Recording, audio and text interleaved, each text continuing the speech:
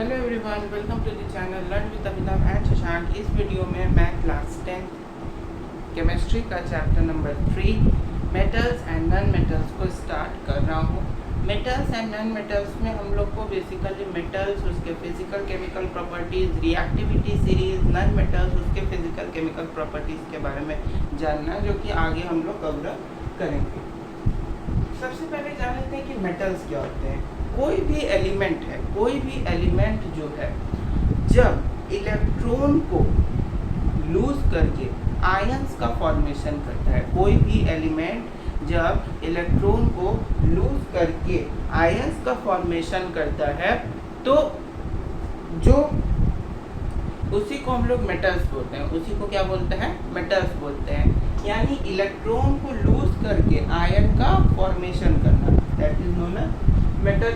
अब देखो physical properties of metal. Non metal क्या करता है? नॉन मेटल जो आयंस होता है उसको गेन करता है, और मेटल्स क्या करता है? आयन को लूज करता है। ठीक है, अब देखो फिजिकल प्रॉपर्टीज ऑफ मेटल।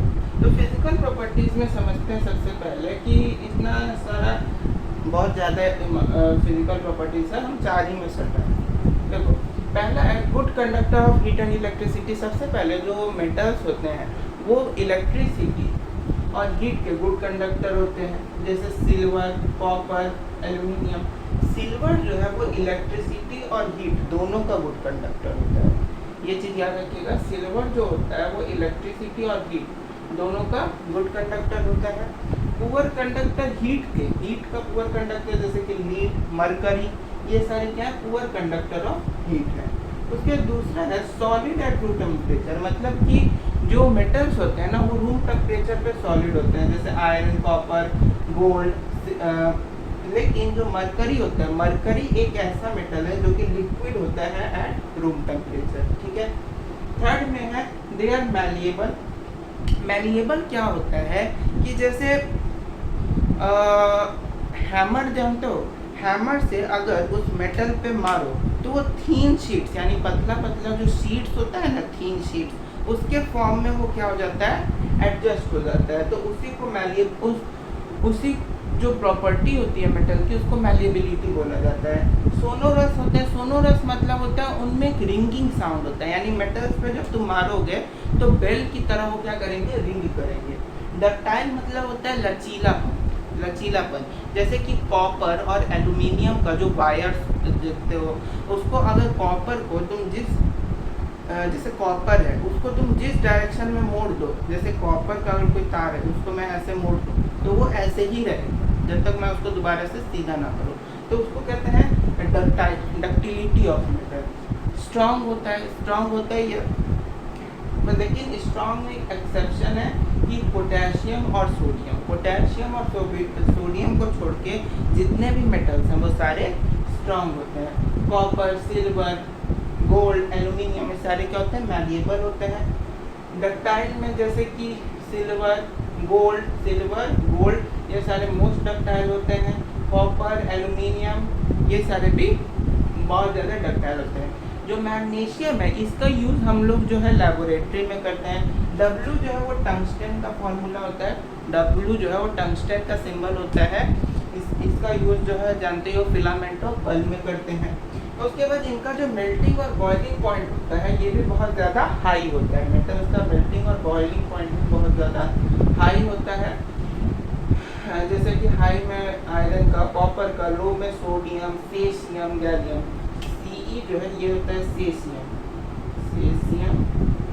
और Ga जो है वो होता है गैलियम। ठीक है, यहाँ पे भी लिख सकते हैं W मतलब टंगस्टन। ठीक है।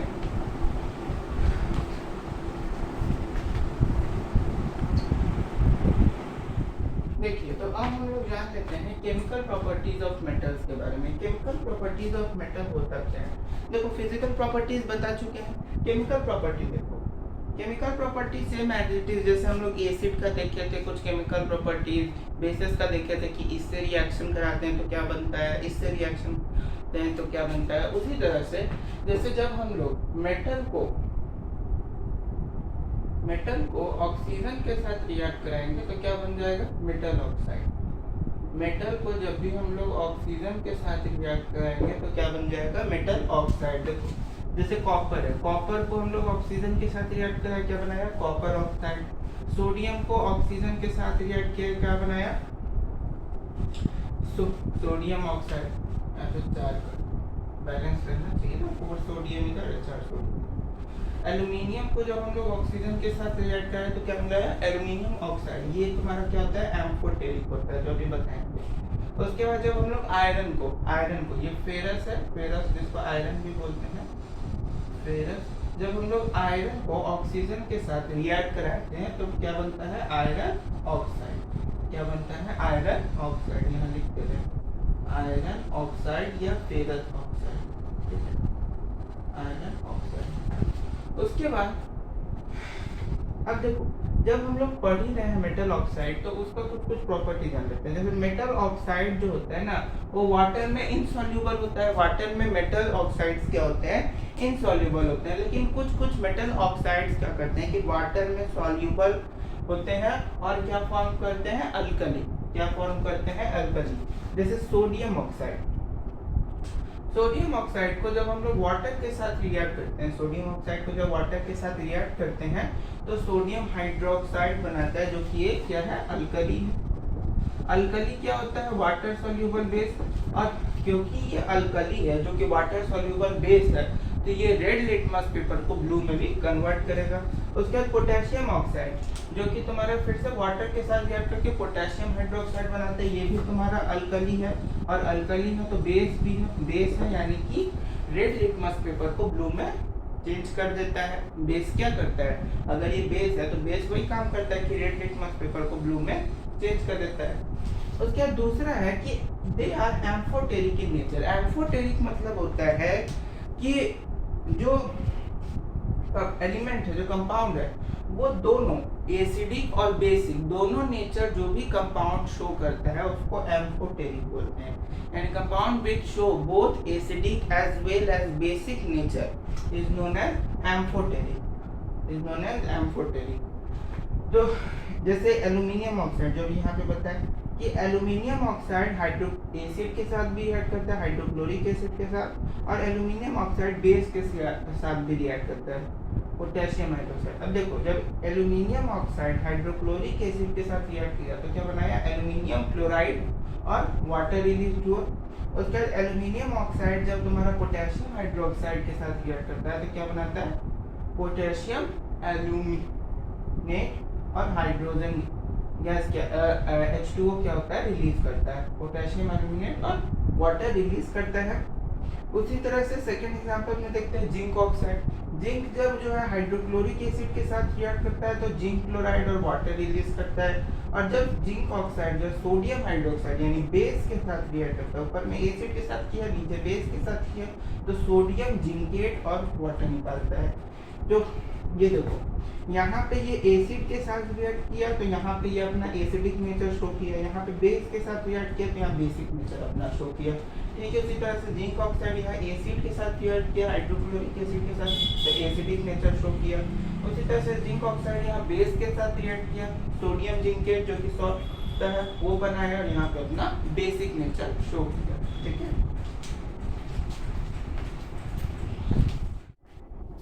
देखिए जब भी मेटल को हम लोग वाटर के साथ रिएक्ट कराते हैं तो मेटल हाइड्रोक्साइड और क्या निकलता है, हाइड्रोजन गैस। ठीक है, जैसे कि अगर सोडियम को हम लोग वाटर के साथ रिएक्ट कराएं तो सोडियम हाइड्रोक्साइड और हाइड्रोजन गैस रिएक्ट होता है। उसी तरह से पोटेशियम को अगर वाटर के साथ रिएक्ट है तो पोटेशियम हाइड्रोक्साइड और हाइड्रोजन गैस रिएक्ट होगा। कैल्शियम को अगर वाटर के साथ रिएक्ट कराते हैं तो कैल्शियम हाइड्रोक्साइड और हाइड्रोजन गैस रिलीज होगा।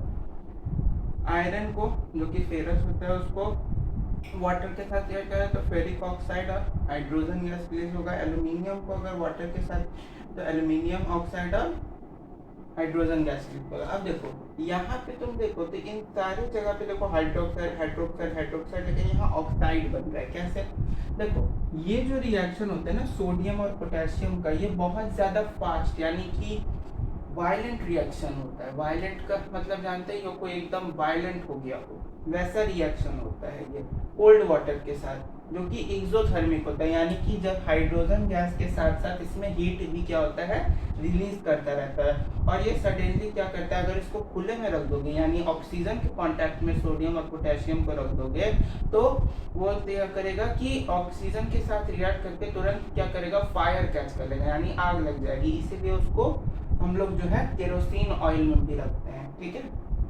उसके बाद जो कैल्शियम के साथ वाटर को जब हम लोग रिएक्ट कराते हैं तो कैल्शियम हाइड्रोक्साइड बनता है, और इसमें बहुत कम अमाउंट ऑफ, क्योंकि कैल्शियम क्या करता है कि जो वाटर सरफेस होता है ना उसके ऊपर फ्लोट करता है, तो उससे बहुत कम अमाउंट ऑफ हीट एनर्जी निकलती है, इसलिए बहुत कम वायलेंट होता है। जो आयरन और एल्यूमिनियम है ये हाइड्रोक्साइड इसलिए नहीं बनाते हैं क्योंकि ये जो है इनसॉल्यूबल होते हैं, यानी वाटर के साथ ये सॉल्यूबल नहीं होते। इनके जो ऑक्साइड्स होते हैं वो वाटर के साथ सॉल्यूबल नहीं होते। ये जो है स्टीम के साथ रिएक्ट कराते हैं। ये जो H2O है ये तुम्हारा क्या है, स्टीम, ये तुम्हारा स्टीम, ये स्टीम के साथ रिएक्ट करते हैं, स्टीम के साथ रिएक्ट करके एल्यूमिनियम ऑक्साइड और फेरिक ऑक्साइड का फॉर्मेशन करते हैं, ठीक है। तो यहाँ पे ये तुम्हारा पूरा चैप्टर का एक पार्ट मैंने कंप्लीट किया। नेक्स्ट वीडियो में दूसरा पार्ट लेके आऊँगा। होपफुली आपको वीडियो अच्छा लगा होगा, अगर अच्छा लगा हो तो लाइक कीजिएगा, शेयर कीजिएगा, चैनल को सब्सक्राइब कीजिएगा और नेक्स्ट अपडेट का इंतज़ार कीजिएगा। Thank you.